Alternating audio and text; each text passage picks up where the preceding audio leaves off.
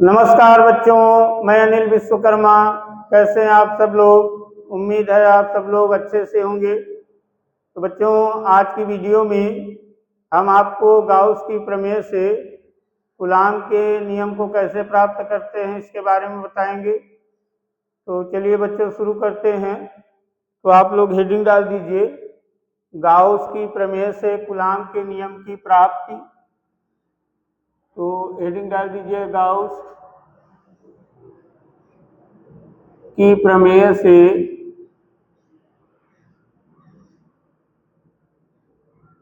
Coulomb के नियम की प्राप्ति। कूलाम के नियम की प्राप्ति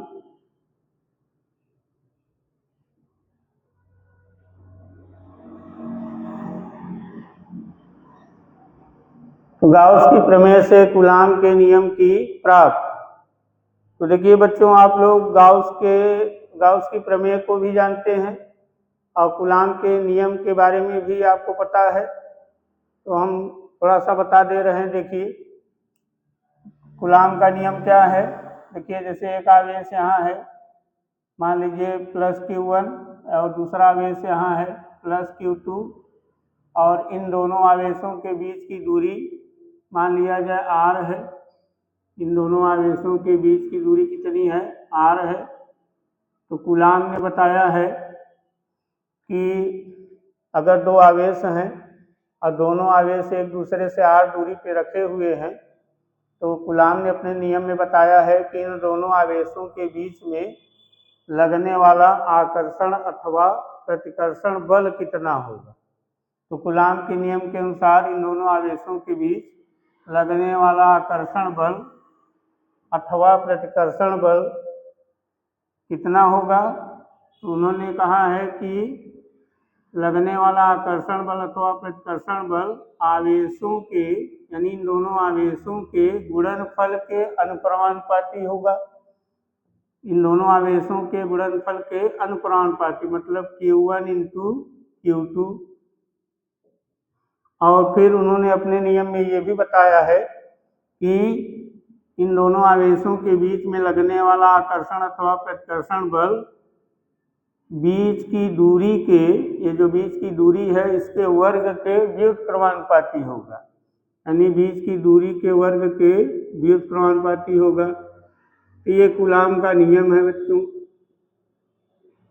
और इसी नियम से एक सूत्र बन गया था, यह बराबर 1/4πε0 × Q1 Q2 बटे में r²। तो ये कूलाम के नियम से ये सूत्र बन गया था। ये कूलाम का नियम है। और गाउस की प्रमेय क्या है? गाउस की प्रमेय में गाउस ने बताया है, जैसे ये कोई बंद पृष्ठ है, बंद पृष्ठ है, और बंद पृष्ठ में कोई, बंद पृष्ठ के भीतर कोई आवेश है, मान लीजिए +Q आवेश है। तो इस बंद पृष्ठ के भीतर क्या है? आवेश है। तो गाउस ने बताया है कि इस बंद पृष्ठ से कुल कितना फ्लक्स निकलेगा। तो उन्होंने बताया है कि इस बंद पृष्ठ से कुल कितना फ्लक्स निकलेगा। तो उनका कहना है कि बंद पृष्ठ से निकलने वाला कुल फ्लक्स बंद पृष्ठ के भीतर उपस्थित कुल आवेश का 1/ε0 गुना फ्लक्स निकलेगा। यानी बंद पृष्ठ के भीतर उपस्थित कुल आवेश Q का 1/ε0 गुना। इसी को हम ऐसे भी लिख सकते हैं, या φE बराबर Q बटे में ε0। ये गाउस का नियम है। तो यहाँ हम लोगों को क्या करना है? यहाँ हम लोगों को इस गाउस के नियम से कूलाम का नियम प्राप्त करना है। गाउस के नियम से कूलाम का नियम प्राप्त करना है।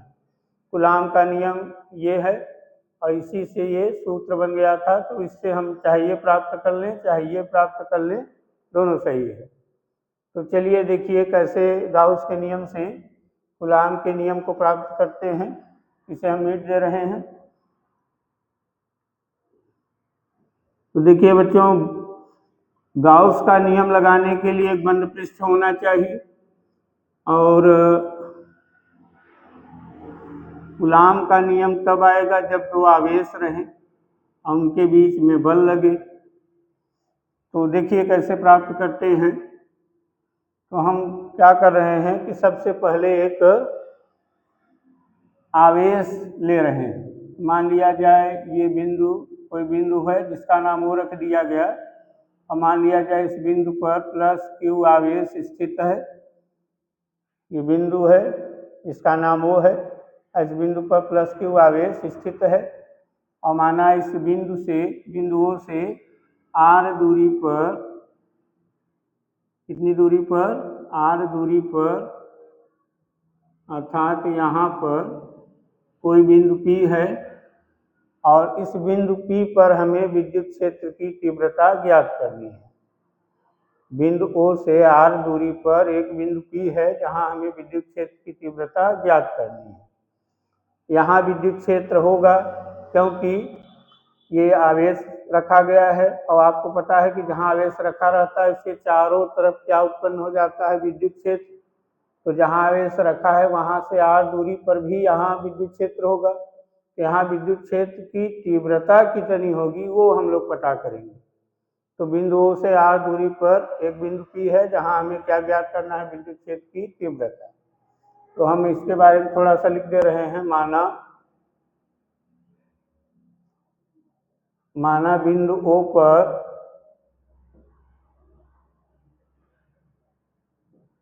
एक आवेश +Q स्थित है। माना बिंदु O पर एक आवेश +Q स्थित है। आगे माना बिंदु O से R दूरी पर कोई बिंदु P है, कोई बिंदु P है,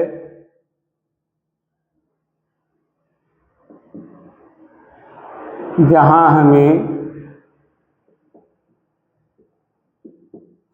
विद्युत क्षेत्र की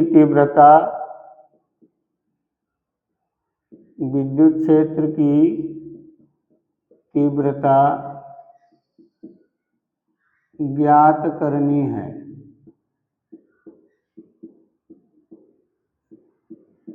तो देखिए बिंदु O से R दूरी पर कोई बिंदु P है, बिंदु O से R दूरी पर कोई बिंदु P है, और इसी बिंदु P पर हमें क्या करना है, विद्युत क्षेत्र की तीव्रता ज्ञात करनी है। अब देखिए बच्चों, यहाँ तीव्रता ज्ञात करने के लिए हम लोग गाउस के नियम का प्रयोग करेंगे। गाउस की जो नियम है, गाउस का जो प्रमेय है, उसका प्रयोग करके विद्युत क्षेत्र की तीव्रता ज्ञात करेंगे। तो आपको ये भी पता है कि गाउस का नियम लगाने के लिए एक बंद पृष्ठ होना चाहिए। गाउस का नियम लगाने के लिए क्या होना चाहिए, एक बंद पृष्ठ होना चाहिए। तो क्या किया जाए कि O को केंद्र मानकर R त्रिज्या का एक गोलीय गाउसियन पृष्ठ बनाया जाए। बिंदु O को केंद्र मानकर R त्रिज्या का एक गोलीय गाउसियन पृष्ठ बनाया जाए, और वो गोलीय गाउसियन पृष्ठ क्या कहलाएगा, एक बंद पृष्ठ माना जाएगा। तो क्या कीजिए, यहाँ एक गोलीय गाउसियन पृष्ठ बनाइए ऐसे, और इसकी त्रिज्या कितनी होगी, R होगी।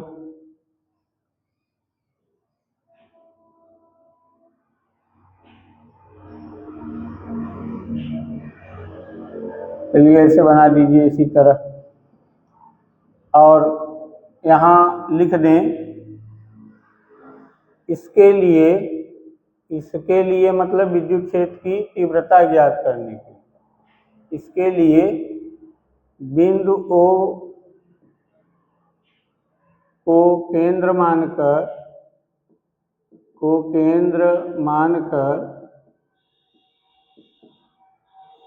बिंदुओं को केंद्र मानकर R त्रिज्या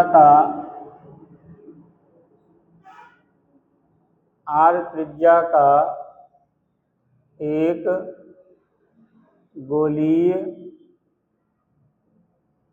गाउसियन पृष्ठ खींचते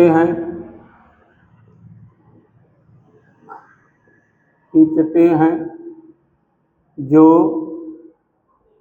बिंदु P से होकर गुजरता है, जो बिंदु P से होकर गुजरता है।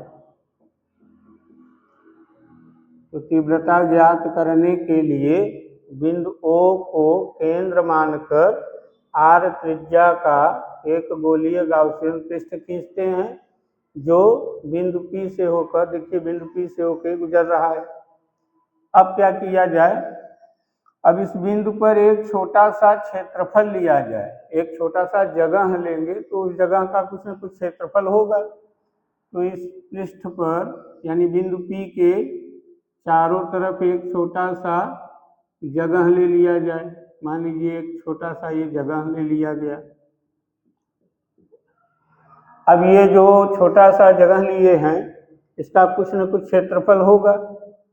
अच्छा, इस बिंदु P पर विद्युत क्षेत्र की तीव्रता की दिशा किधर होगी, क्योंकि आवेश धनात्मक है तो बिंदु P पर विद्युत क्षेत्र की तीव्रता की दिशा किधर होगी, या कहिए विद्युत क्षेत्र की दिशा किधर होगी।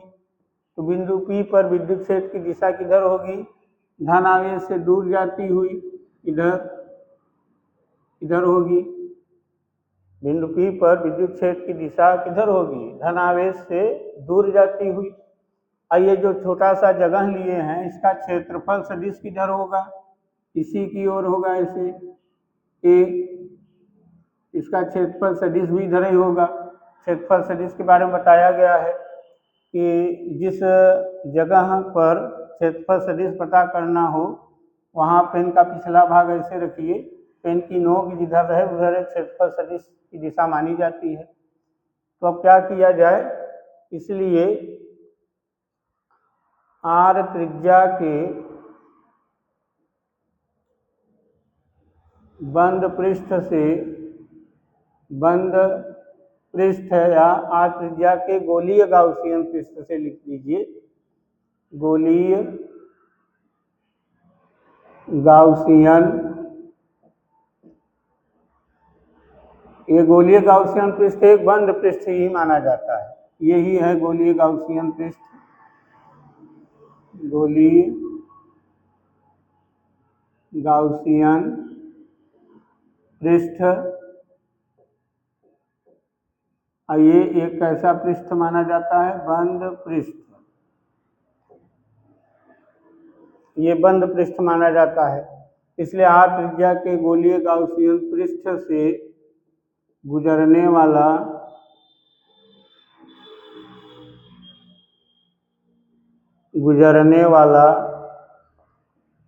कुल विद्युत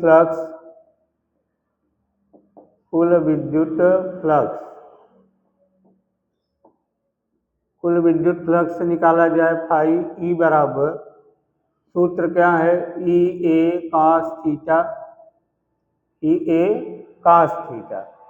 अब थीटा क्या होता है, थीटा ई और ए के बीच का कोण होता है। तो यहाँ देखिए ई और ए दोनों की दिशा एक ही तरफ है, तो यहाँ थीटा बराबर कितना होगा, 0 अंश, क्योंकि ई और ए दोनों की दिशा एक ही तरफ है इसलिए थीटा कितना होगा, 0।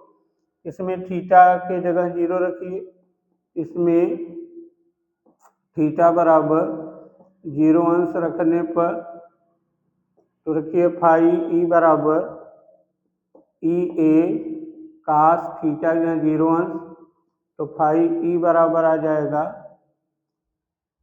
ई ए आकाश 0 का मान 1, तो फाई ई बराबर आ जाएगा ई ए आ गया। अब ए देखिए क्या है, ए इस गोलीय गाउसियन पृष्ठ की त्रिज्या है, नहीं त्रिज्या नहीं है बल्कि क्षेत्रफल है, संपूर्ण क्षेत्रफल है। तो ये क्या है, गोलीय गाउसियन पृष्ठ की पृष्ठ का क्षेत्रफल है, वक्र पृष्ठीय क्षेत्रफल है। तो यहाँ लिखा जाए क्योंकि गोलीय गाउसियन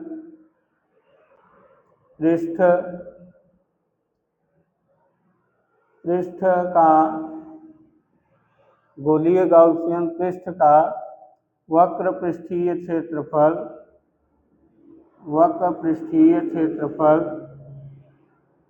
ए बराबर होगा। ये गोलीय गाउसियन पृष्ठ कैसा है? ये गोलाकार है। कैसा है? ये गोलाकार है, उसी के बीच में आवेश है। तो गोले का वक्र पृष्ठीय क्षेत्रफल लिखिए 4πr²। इसलिए फाई ई बराबर देखिए कितना होगा? फाई ई बराबर हो जाएगा ई इंटू ए के जगह यही रखिए 4πr²। इसे समीकरण 1 मान लीजिए। तो देखिए हम इस बंद गोलीय पृष्ठ से या गोलीय गाउसियन पृष्ठ से गुजरने वाला फ्लक्स निकाल लिए हैं। अब गाउस के नियम से फ्लक्स निकाला जाए। गाउस की प्रमेय से लिखा जाए। अब गाउस की प्रमेय से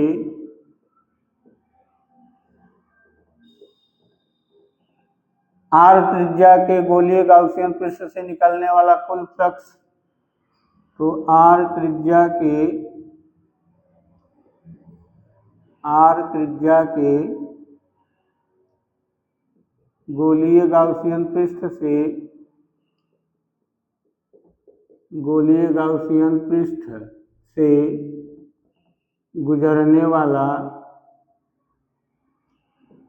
गुजरने वाला या निकलने वाला कुल फ्लक्स, कुल विद्युत फ्लक्स, तो गाउस की प्रमेय से आर त्रिज्या के गोलीय गाउसियन पृष्ठ से गुजरने वाला कुल विद्युत फ्लक्स कितना होगा? फाई ई बराबर बंद पृष्ठ के भीतर उपस्थित कुल आवेश, बंद पृष्ठ के भीतर उपस्थित कुल आवेश का 1/ε0 गुना मतलब Q/ε0। इसे समीकरण 2 मान लीजिए। अब देखिए, अब समीकरण 1 और 2 को ध्यान से देखिए दोनों का बायां पक्ष कैसा है? बराबर है। समीकरण 1 और 2 का बायां पक्ष क्या है? बराबर है। तो हम लोग इनका दायां पक्ष और इसका दायां पक्ष कैसा कर सकते हैं? बराबर। तो ऊपर का हम मिट दे रहे हैं, नोट कर लीजिए इसे। तो चलिए मिट दे रहे हैं।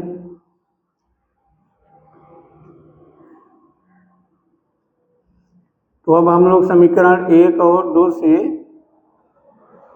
दोनों समीकरणों का दाहिना पक्ष क्या कर देंगे? बराबर। तो यहाँ लिखें समीकरण 1 व समीकरण 2 से, 1 व समीकरण 2 से इसका दायां पक्ष देखिए क्या है? दायां पक्ष E गुणित 4πr²। और उसका दायां पक्ष देखिए क्या है? Q/ε0।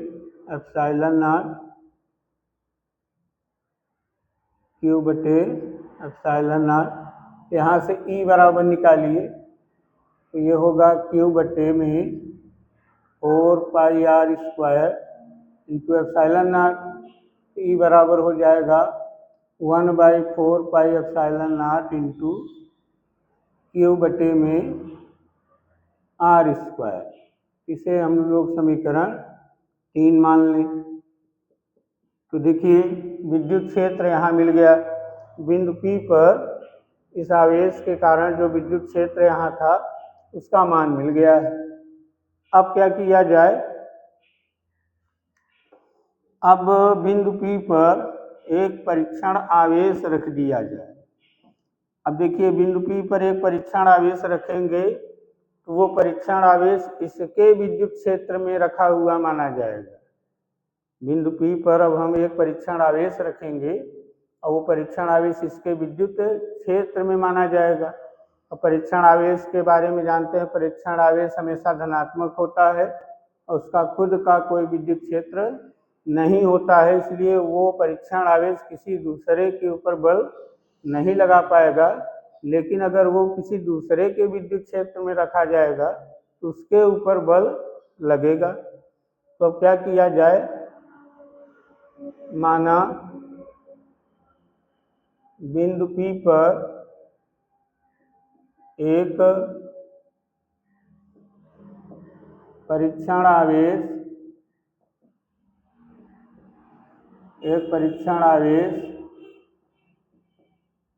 Q0 रखा है। मान लिया जाए बिंदु P पर एक क्या रखा है, परीक्षण आवेश रखा है। तो यहाँ हम एक परीक्षण आवेश रख दे रहे हैं।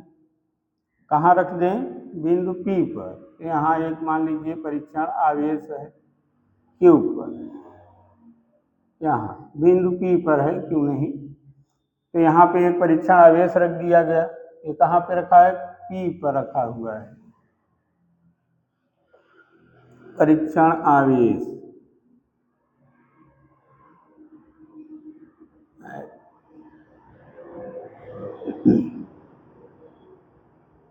चलिए, तो एक परीक्षण आवेश रखा है। तो जब यहाँ परीक्षण आवेश रख दिया गया, तो ये जो परीक्षण आवेश यहाँ रखा है वो इसके विद्युत क्षेत्र में रखा है, प्लस Q के विद्युत क्षेत्र में रखा है। तो इसका मतलब तब ये प्लस Q इस परीक्षण आवेश पर बल लगाएगा, प्लस Q परीक्षण आवेश पे क्या लगाएगा, बल लगाएगा। तो यहाँ लिखा जाए, चूंकि Q0 प्लस आवेश, क्योंकि परीक्षण आवेश Q0, ऐसा लिखें, क्योंकि परीक्षण आवेश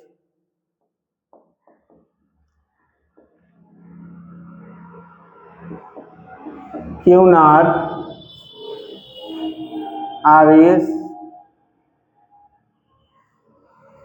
आवेश प्लस Q